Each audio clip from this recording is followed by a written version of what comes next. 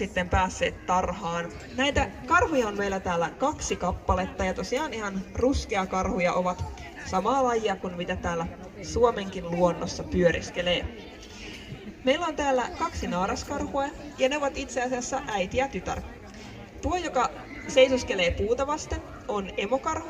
Se on 21-vuotias ja se on syntynyt Ähtärin eläintarhassa. Ja sen tunnistaa siitä, että sen toinen korva on tolleen lurpallaan. Ja sitten tuo, joka kaivelee tuolta puun alta vesimelonia, niin se on tämän emokarhun 16-vuotias tytär. Ja se on syntynyt täällä Korkeasaaressa. Ja näillä meidän karhuilla on hyvät ja lämpimät välit keskenään.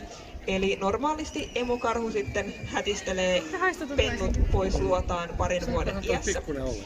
Mutta täällä eläintarhassa, kun niillä ei ole kiistaa ruuasta, niin ne tulee toimeen oikein hyvin. Ja nämä